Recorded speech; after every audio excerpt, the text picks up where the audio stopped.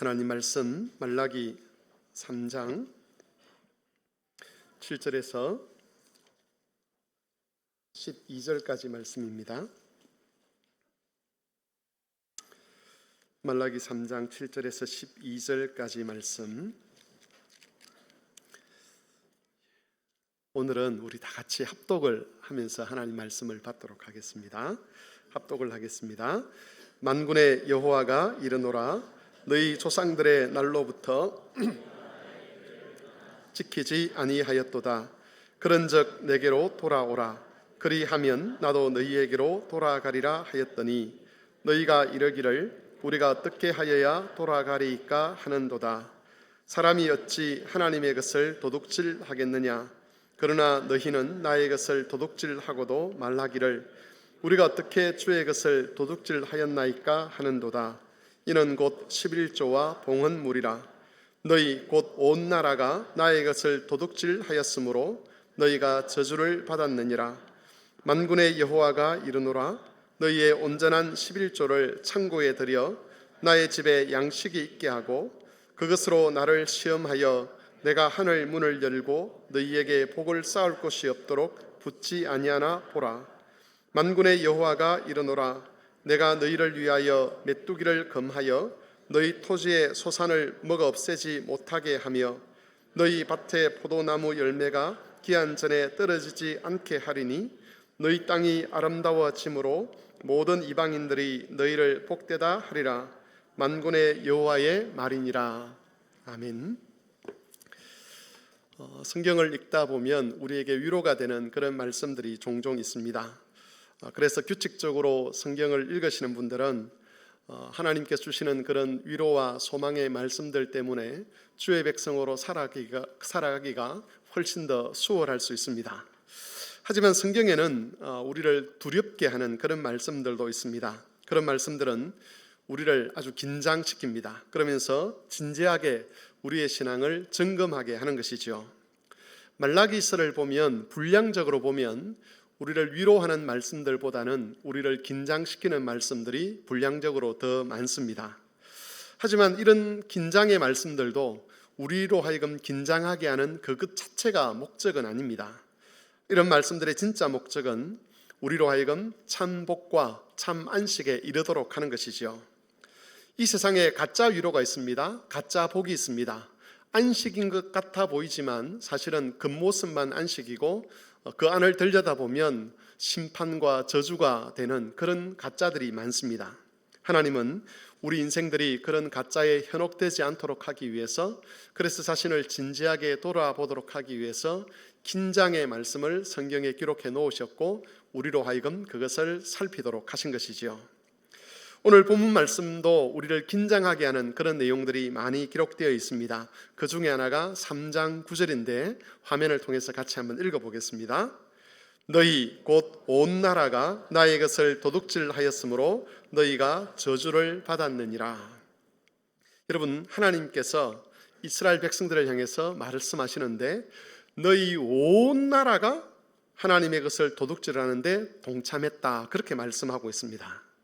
여러분, 이 온 나라는 하나님 백성으로 부름을 받은 이스라엘 민족을 가리킵니다. 우리식으로 이야기하면 구약의 교회입니다.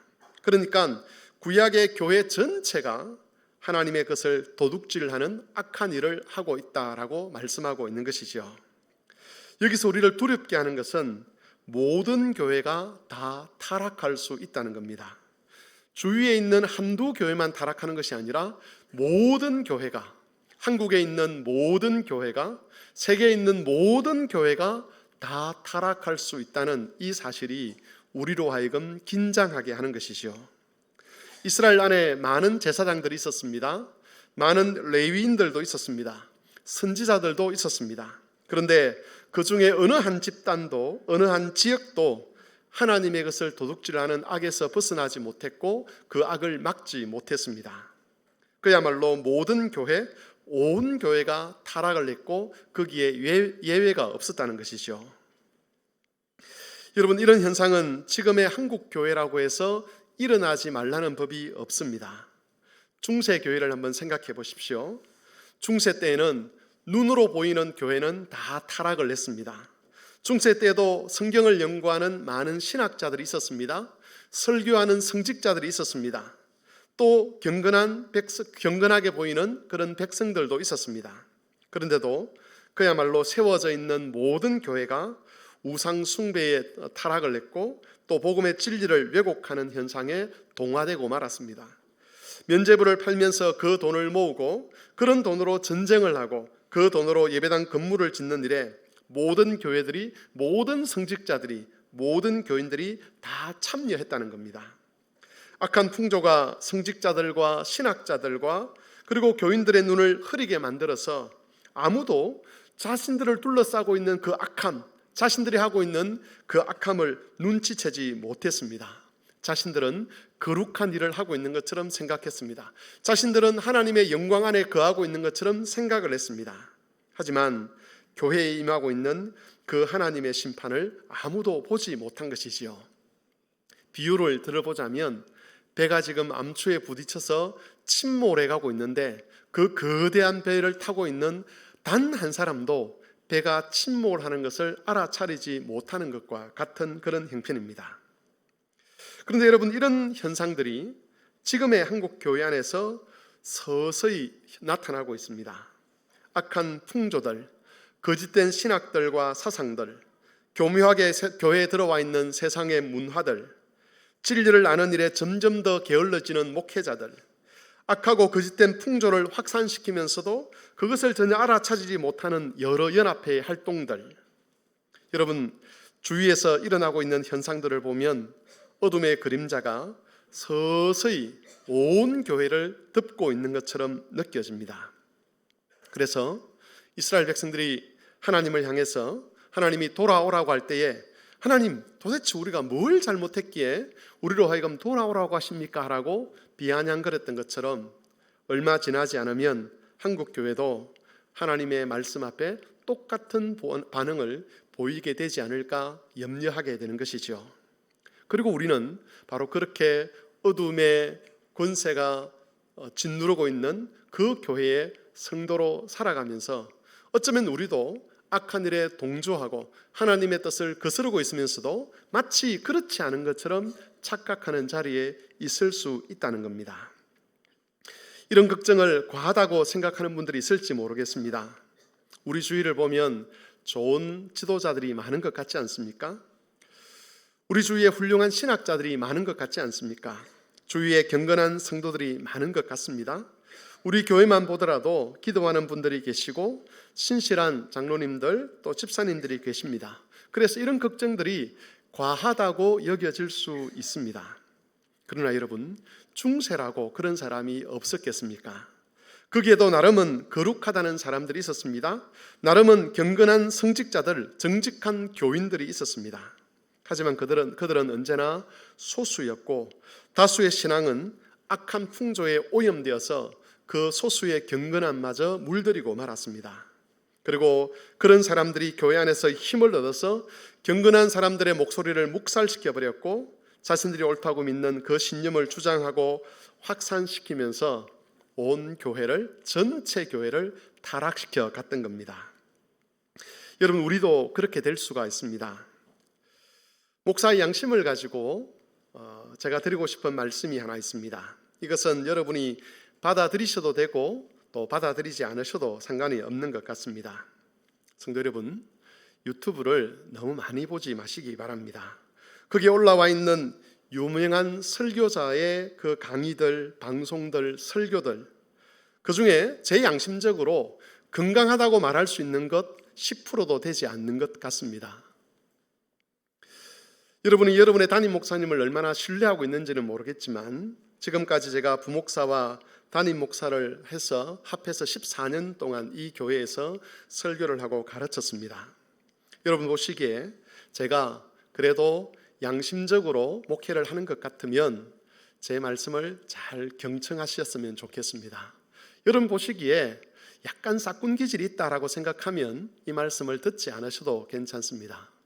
하나님께서 세우신 담임 목사로서 또 설교자로서 제 양심에 비추어서 여러분들이 유튜브 방송의 설교들을 듣지 않으셨으면 좋겠습니다. 지금 우리는 너무 많이 듣고 있습니다. 못 들어서 문제가 아니라, 진리를 몰라서 문제가 아니라 너무 많이 듣는데 그 듣는 것들이 세상에 물든 세상의 악한 풍조에 물든 그런 말씀인 경우가 많다는 거지요. 그러면서 너무 많이 들으면서 자신도 모르는 사이에 점점 더 악한 풍조에 물들어가고 있는 것이죠. 우리 교단의 목사님이라고 안심하지 마십시오. 우리 교단의 훌륭한 인물이었다고 안심하지 마십시오. 이 교단에 어떤 지위를 가졌던 분이라고 안심할 수가 없습니다. 이스라엘 온 교회가 타락했다는 것, 중세의 온 교회가 타락했다는 것, 그것들을 우리가 생각한다면 우리도 얼마든지 그런 위기로 내몰릴 수 있다는 것을 생각하셨으면 좋겠습니다. 많이 듣기보다는 여러분이 주일날 들었던, 주일 오전이나 오후나 수요 기도의 시간이나 새벽 기도 시간에 들었던 그 한 말씀 앞에서 내가 지금 제대로 믿음을 발휘하고 있는가, 이 말씀을 내가 지금 온전히 순종하고 있는가, 그것을 점검하는 것이 훨씬 더 유익할 수가 있습니다. 훨씬 더 하나님 앞에 경건함을 세워갈 수 있다는 것이지요. 성도 여러분, 많이 듣기보다는 들은 말씀이 옳은지 그른지를 판단하고 그 말씀 앞에, 옳다고 생각하는 그 말씀 앞에 순종으로 화답하는 것이 하나님께서 이 시대에 어쩌면 우리에게 원하시는 것이 될 수가 있습니다. 그렇지 않으면 자기도 모르는 사이에 주류가 되어버린 그 타락한 교회의 흐름을 따라가게 될 것이고, 우리는 경건한 소수의 무리에서 떨어져 나갈 수가 있습니다.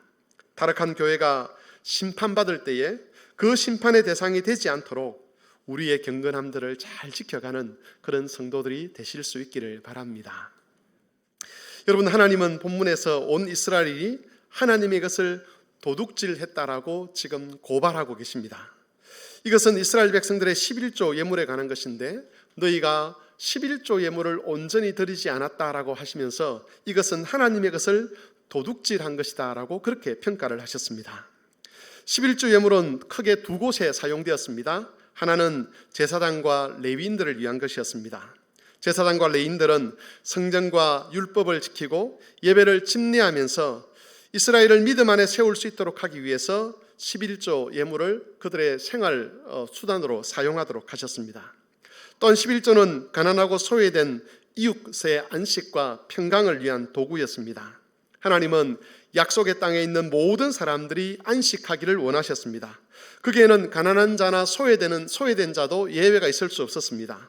하나님은 그들에게도 양식을 주셨는데 그 가난한 자들과 소외된 자들을 위한 양식을 백성들의 소득에 포함시켜 주셨습니다.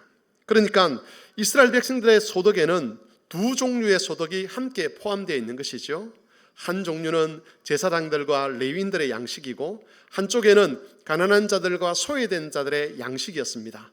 이 두 종류의 양식을 이스라엘 백성들의 일반 소득에 담아 두신 겁니다. 그러면서 이스라엘 민족 전체가 자신들이 제사장 나라이며 하나님의 참 백성인 것을 그 소득의 11조를 내는 것을 통해서 확인하게 하셨고, 그래서 이스라엘 공동체가 언약 안에서 유지될 수 있도록 하신 것입니다. 하지만 이스라엘 백성들은 자신들의 형편이 어렵다는 핑계로 온전한 11조를 드리지 않았습니다. 11조를 하지 않는 것은 아니었지만 그들은 마치 아나니아와 삽비라 같이 굴었습니다. 사람들 앞에서는 문제가 되지 않았지만 하나님을 속이는 일들을 했습니다. 이것은 그들이 하나님을 향한 예배를 지키는 일에도, 또 하나님을 대리하여 제사장 역할을 하는 일에도 관심이 없었다는 것을 의미합니다. 그들은 하나님의 것을 도둑질하면서 타락해 가고 있었습니다. 이스라엘 백성들이 이렇게 하나님의 것을 도둑질하는 동안 두 가지 현상이 나타났습니다. 하나는 성전이 황폐하게 되는 것이었습니다. 제사장들은 백성들의 11조를 통해서 생활을 했는데 백성들이 11조를 하지 않게 되자 생계를 유지할 수 없게 되었습니다. 그것은 성전을 돌보던 레위인들도 마찬가지였습니다. 그러자 제사장들과 레위인들은 더 이상 성전을 지키는 것을 유지하지 못하고 생계를 위해서 자신들의 직무를 버리고 성전을 떠나버렸습니다. 그래서 제사를 집례할 제사장들이 부족하게 되고 성전을 돌보고 섬길 레위인들도 부족하게 되었습니다. 남아있는 제사장들과 레위인들은 자신의 생계를 위해서 편파적으로 설교하고 편파적으로 가르쳤습니다. 한마디로 성전이 황폐하게 되고 이스라엘 전체가 타락을 한 것이지요. 온전하지 않는 11조 때문에 이스라엘의 온전하지 않는 그 11조가 이스라엘의 경건하지 않음의 결과였는데, 그것 때문에 이스라엘의 신앙이 더 타락하는 그런 현상이 일어나게 된 겁니다. 우리는 여러분, 이런 현상을 아주 주의 깊게 살펴야 합니다. 요즘 고려신학대학원에서 하고 있는 운동이 하나 있습니다. 그게 뭐냐 하면 한 교회에서 한 명의 신학생 보내기 운동, 이런 겁니다. 사실 아주 비참한 일이죠. 목사가 되기 위해서 신학대학원에 진학하는 젊은이들의 숫자가 점점 줄어들고 있습니다.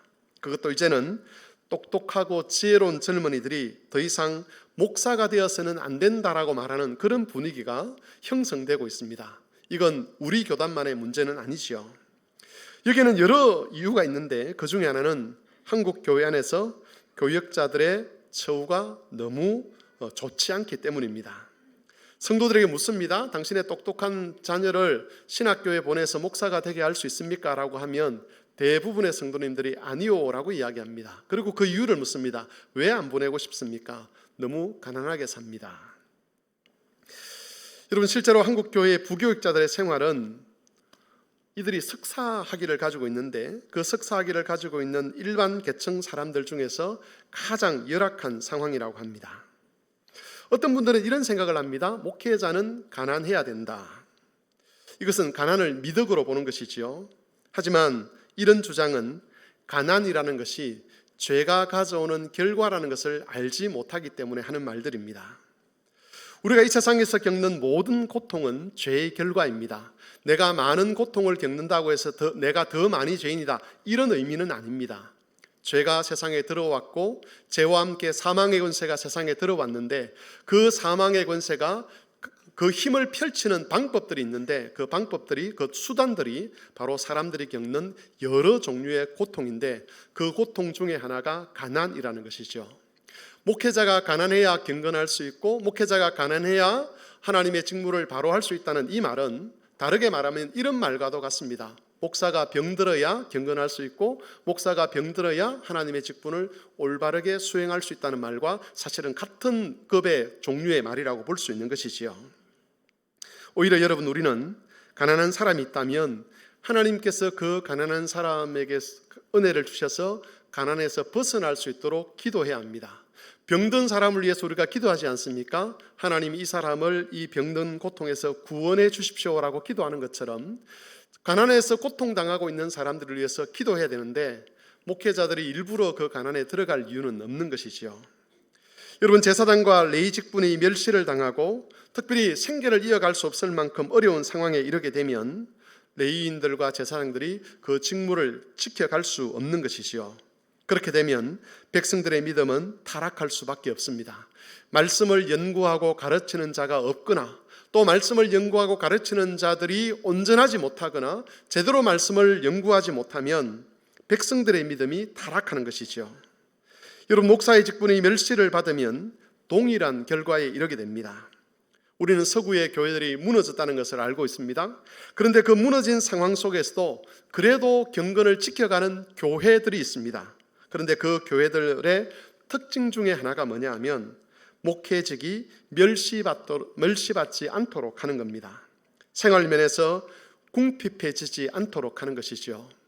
제가 목사이기 때문에 이런 말씀을 드리는 것이 어쩌면 우리 집단을 보호하기 위한 말처럼 들릴 수는 있습니다만은, 그러나 여러분, 그런 교회들에서는 그 담임 목사든 부교역자든 중산층 이상의 생활이 가능하도록 성도들이 헌신을 합니다. 그리고 그것을 지켜내기 위해서 성도들이 정말 애를 씁니다. 그래서 경건하고 지혜로운 청년들이 생활고 때문에 목회직에 대한 부르심에 대한 갈등을 하지 않도록 배려를 하는 것이죠. 여러분, 우리도 똑똑하고 지혜로운 청년들이 가난에 대한 걱정 때문에 목사의 길을 거절하는 것을 우리가 막아야 합니다.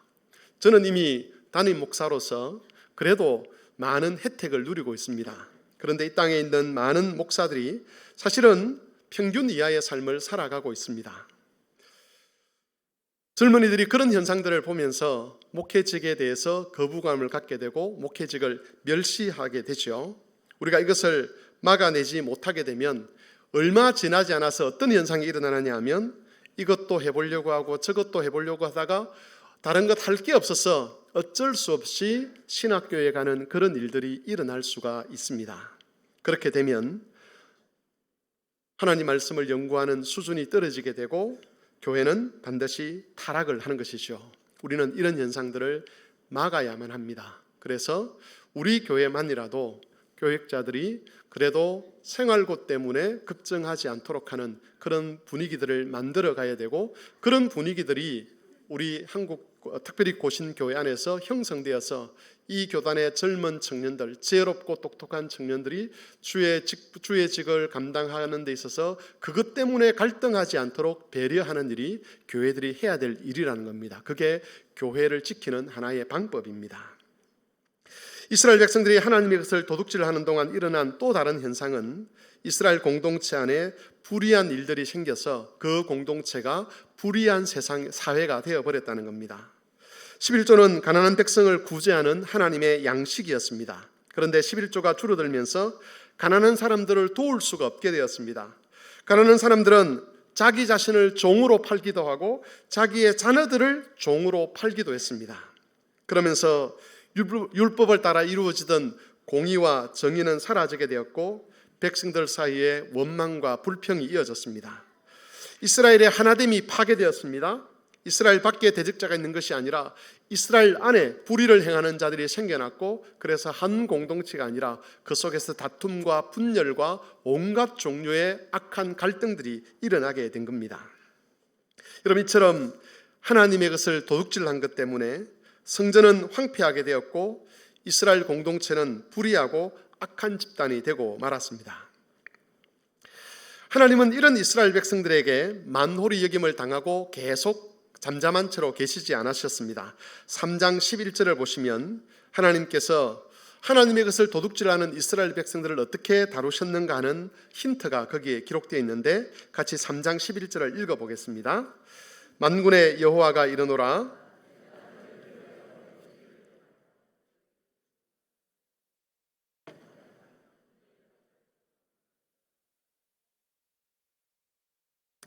여러분, 이 말씀은 이스라엘이 하나님께로 돌아왔을 때 하실 일입니다. 그 일에 대한 약속이지요. 그리고 동시에 지금 이스라엘 백성들에게 어떤 일들이 일어나고 있는지를 우리에게 알려주는 그런 말씀이기도 합니다. 하나님은 하나님의 것을 도둑질하고 있는 이스라엘 백성들에게 메뚜기를 보내셨습니다. 메뚜기 재앙은 이스라엘을 징계하시는 하나님의 대표적인 방법이었습니다. 메뚜기 때가 지나가고 나면 모든 곡식을 먹어치웠습니다. 이런 메뚜기 재앙으로 인해서 이스라엘 백성들은 늘 양식을 걱정해야 되는 그런 처지에 살아야만 했습니다. 하나님은 또한 이스라엘의 곡식과 열매가 병들게 하셨습니다. 다양한 종류의 병충해로 인해서 곡식이 열매를 맺지 못했고 포도나무가 기한 전에 떨어져 버려서 수확을 할 수가 없었습니다. 그리하여 이스라엘 백성들은 약속의 땅에 살면서도 안식을 얻을 수 없었습니다. 더 잘 살기 위해서 하나님의 것을 도둑질했는데 그 결과는 더 잘 사는 것이 아니라 오히려 더 많은 것을 잃어버리게 된 것이지요. 하나님 없이 부유해지고 싶었는데 그들의 시도는 성공하지 못했습니다. 처음에는 자신들이 원하는 것처럼 되었습니다. 하지만 시간이 지나면서 얻은 것보다 잃은 것이 더 많게 되었습니다. 하나님께서 이스라엘 백성들을 향해서 징계를 내리심으로 말미암아서 하나님의 것을 도둑질하고도 부유해질 수 있다고 생각했던 그들의 모든 기대가 다 무너지게 하신 것이죠. 여러분, 여기서 우리는 하나의 악순환이라는 것을 보게 됩니다. 악한 것이 다른 것에 영향을 미치게 되고 그것 때문에 상황을 더 악하게 만들고 그것이 서로 영향을 주고받으면서 이스라엘 백성 전체를 더 타락으로 몰아가는 것, 이것을 영적인 악순환이라고 그렇게 부를 수가 있습니다. 그들은 잘 살기 위해서 하나님의 것을 도둑질했습니다. 그러자 성전이 황폐화되고 이스라엘 백성들의 그 사회가 불의한 사회가 되었습니다. 성전이 황폐화되고 이스라엘 사회가 불의한 사회가 되니까 하나님 말씀을 못 듣게 되었습니다. 하나님 말씀을 못 듣고 바른 예배를 못 드리게 되니까 이스라엘 백성들의 그 악함은 점점 더 심해지게 되었고, 그 심해진 악에 대해서 결국은 하나님께서 심판하지 않을 수밖에 없는 그런 상황에 놓이게 된 것이지요. 여러분, 이것이 계속 반복이 됩니다. 이스라엘 백성의 욕심은 예배에 악한 영향을 끼치고, 타락한 예배는 이스라엘 백성들의 악함에 또 영향을 끼쳐서 하나님의 심판을 피할 수 없는 그 길로 이스라엘 백성을 몰아간 것이죠. 이것이 바로 그들의 영적인 악순환이었습니다. 하나님께서 말라기 선지자를 보내신 이유는 그런 악순환의 고리를 끊어버리기 위해서였습니다. 징계에 대한 징계에 대한 말씀도 하시고, 경고의 말씀도 하시고, 언약의 사자에 대한 약속의 말씀도 하시고, 그렇게 하시면서 그 반복되고 있는 영적인 악순환의 고리를 끊어버리고 이스라엘 백성을 참으로 복받는 백성으로 하나님의 제사장 나라로 세우기 위해서 말라기 선지자를 보내신 것이지요. 말라기 3장 10절을 같이 한번 읽어보겠습니다. 만군의 여호와가 이르노라, 너희의 온전한 11조를 창고에 들여 나의 집에 양식이 있게 하고 그것으로 나를 시험하여 내가 하늘 문을 열고 너희에게 복을 쌓을 곳이 없도록 붙지 아니하나 보라. 여러분, 한국 교회에서 이 본문은 아주 유명한 본문입니다. 사람들은 종종 11조를 가지고 하나님을 시험할 수 있다라고 그렇게 주장을 합니다. 그리고 우리가 11조 생활을 하면 하나님께서 하늘 문을 열고 우리에게 복을 쌓아 주실 것이다, 그렇게 가르치기도 합니다. 여러분, 제가 한번 여쭤보겠습니다. 여러분은 11조 생활을 게을리 하셨습니까?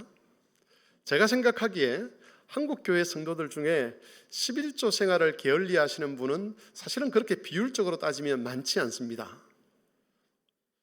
한국 교회가 이만큼 물질적으로 또 여러 면에 있어서 성장할 수 있었던 것, 우리 교회만 하더라도 몇 억을 들여서 리모델링을 하고 선교를 하고 가난한 자를 돕고 목회자를 4명씩이나 두어서 하나님 말씀을 연구하고 설교하게 하는 이런 모든 것들은 성도들이 11조뿐만 아니라 거기에 대해서 감사헌금, 구제헌금, 선교헌금, 주일헌금 이런 것들을 많이 하셨기 때문에 그렇습니다. 그러면 제가 한번 다시 여쭙겠습니다. 여러분은 하늘 문이 열리고 여러분에게 임하는 그런 물질의 복을 받으셨습니까? 여러분이 11조 생활을 잘 하셔가지고 우리나라의 대기업의 회장 자리 하나 차지하셨습니까? 그렇지 않다면 우리가 이 말씀을 고지곧대로 이해하는 것이 과연 옳은가 하는 것이지요. 사실 여러분, 이 본문은 그런 의미로 하나님께서 하시는 약속의 말씀이 아닙니다. 이 말씀은 좋은 말이 아니라 징계를 받아들이지 않는 이스라엘 백성들에 대한 하나님의 강한 진노와 그리고 그들을 향한 안타까운 마음에서 하나님이 하시는 것이죠. 굳이 번역을 해보자면 이런 겁니다. 좀 나를 시험했으라도 내 말이 진짜인지 아닌지를 너희가 확인 좀 해봤으면 좋겠다, 이런 의미로 지금 하나님이 하시는 말씀입니다. 이스라엘 백성들이 하도 하나님 말씀을 듣지 않고 믿지 않으니까, 하도 하나님께 드리는 예배에 대해서 신경 쓰지 아니하고 이웃을 돌보는 사람 삶에 관심이 없으니까 하나님께서 속된 말로 하면 너무 속이 타가지고 제발 이것 가지고 나를 시험이라도 한번 해봐라, 내 말이 진짜인지 가짜인지, 내가 과연 너희를 돌보는지 안 돌보는지 시험이라도 한번 해봐라고 하는 그런 마음에서 하나님께서 지금 이스라엘 백성들에게 하시는 말씀이죠. 우리는 그냥 글로 읽으니까 이 말씀이 좋은 약속의 말씀처럼 여겨집니다. 야, 너희가 11조 하면 내가 하늘의 문을 열고 너에게 복을 쏟아부어 주겠다, 그런 말씀으로 들리는데, 문맥을 따져서 그리고 문법을 따져서 그렇게 살펴보면 여기에는 하나님의 안타까운 마음이 포함되어 있다는 것이지요. 여러분이 지금 세상 사람들처럼 그렇게 부유하지 못한 것, 여러분들이 혹 가난한 상태에 있다면 그런 상태에 있는 것, 그건 여러분이 헌금을 온전히 하지 못해서가 아니라는 겁니다. 여러분이 11조를 제대로 하지 않아서 하나님께서 그렇게 하신 것이 아니라는 것이죠. 물론 하나님께서 또 특별한 은혜를 주실 때가 있긴 하지만 여러분, 그것과 이것을 직접 연결시켜서 누군가를 향해서 당신이 지금 이렇게 어려운 건 당신이 제대로 헌금 생활 안 해서 그렇고 당신이 11조 생활 제대로 안 해서 그런 것이다. 그렇게 접근해서는 안 된다는 것이죠. 여러분, 하나님께서 지금 하시는 말씀이 뭡니까? 나를 한번 시험이라도 해봐서 너희의 고집이 맞는지 아니면 하나님의 약속이 맞는지 한번 살펴보라는 겁니다. 너희가 계속해서 그 악순환의 고리를 반복해야 할 거냐? 하나님께 대한 예배에도 관심이 없고 이웃을 돌아보는 일에도 관심이 없고 오직 너희 먹고 사는 그 일에만 관심을 가지면서 그렇게 살아왔는데, 그렇게 살아와서 과연 너희의 삶이 평안해졌느냐? 그렇다면 이제 내가 너희에게 했던 그 약속, 내 집에 양식이 있게 하고 제사장들을 먹여 살리고 가난한 자들을 먹이 살리면서 이스라엘의 이스라엘됨을 회복하는 거기에 참 안식이 있을 것이라고 하는 내 말을 너희가 한번 믿어보면, 내 말을 믿고 너희가 한번 시험해보면 좋지 않겠느냐라고 하나님이 지금 이스라엘 백성들에게 도전하시는 것이죠. 하나님이 이스라엘 백성을 징계하시고 그들을 심판하시지만, 그러나 이스라엘 백성을 향한 하나님의 본 뜻은 그들을 저주하는 것이 아니었습니다. 그들을 심판하는 것이 아니었습니다. 온 이스라엘이 하나님의 것을 도둑질하며 타락해 갔지만 그들을 버리는 것이 하나님의 목적이 아니었고, 악순환의 고리를 끊어버리고 하나님의 진짜 안식, 하나님의 진짜 평강으로 돌아와서 하나님과 교제하고 하늘의 것으로 위로받고 다시 오실 그 언약의 사자에 대한 소망을 가지고 살아가게 하는 그것이 하나님의 본심이었습니다. 그래서 여러분, 그 악순환의 고리를 끊어버리도록 하기 위해서 하나님께서 11조를 들고 오신 것이죠. 여기서부터 출발해봐라. 제사장들을 먹여 살리고 가난한 사람들을 먹여 살리는 여기서부터 출발하면 너희에게 하나님께서 회복의 은혜를 주실 것이다 라고 말씀하고 있는 겁니다. 그 회복이 어떤 의미가 있는가 하는 것은 맥주 감사주일에 우리가 살펴보겠습니다. 여러분, 하나님의 이런 바람은 오늘날 새로운 이스라엘로 부름받은 우리를 향해서도 변함이 없습니다. 여러분, 우리 삶에도 어쩌면 영적인 악순환을 불러일으키는 것이 있을 수 있습니다. 우리에게 고통을 가져다 주면서도 동시에 예배를 소홀하게 만들고 또 하나님 앞에서 사명에 게으르게 만들고 성도들과 이웃을 섬기지 못하도록 하는 그런 핑곗거리가 우리에게 있을 수 있다는 것이지요. 끝으로 보았을 때 그런 핑곗거리는 사람들로부터는 동정을 받을 수 있습니다.